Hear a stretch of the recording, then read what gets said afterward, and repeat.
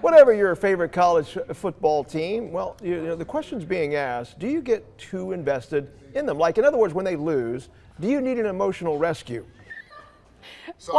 What Mike is trying to say is it mentally and emotionally unhealthy, though, to base your happiness on the performance of 18 to 21-year-olds who are playing a game? Yes. All right, joining us is their take. Oh, Tony Kurre just showed up. Yes, it is. Yes, our whole lives revolve around 18-year-olds. Yes. Can I at least intro clinical psychologist Dr. Josh Klapow as well? All right, so is it unhealthy to be fully invested emotionally, mentally, in college kids playing football? Do you want to answer or do you want me to? No, because I'm. Let's get to the psychology Let's part. 3 minutes. Yeah, let's go to the psychology part because I'm not going to have a word here. Go ahead. Oh, yes, it's stupid.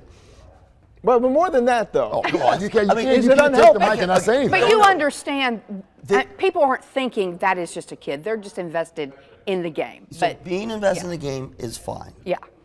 Losing, we've done segments of losing yourself in the game is fine. That's all fine. But this is not a game. This is a athletic organization.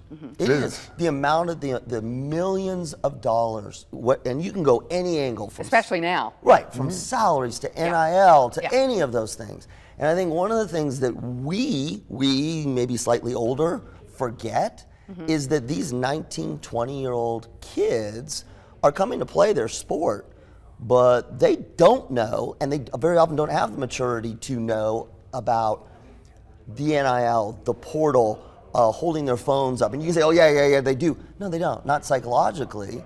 And then ultimately, the head coach doesn't have ultimate control over those kids, and people are going to hate them. Well, let's just step back just a little bit here. First of all, we are talking about 17, 18, 19-year-old kids. I get that. Nothing's changed. Now everyone's going to say, well, it's the NIL, it's a transfer portal, kids don't care anymore.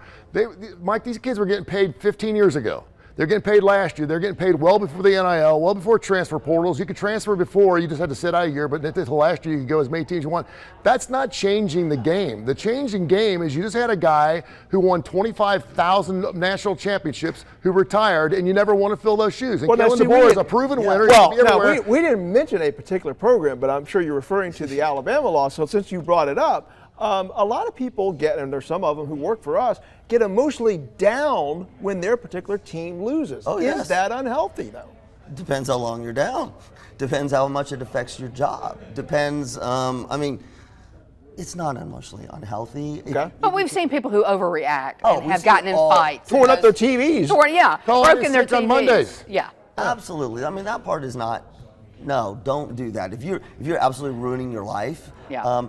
But it is, as much as this is big money, it is dramatic. We do have pictures of players with their phones and doing things afterwards, and coaches with millions and millions of dollars of buyouts.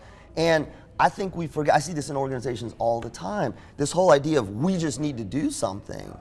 Ultimately, and you said right before we went on, what if they had played a different team?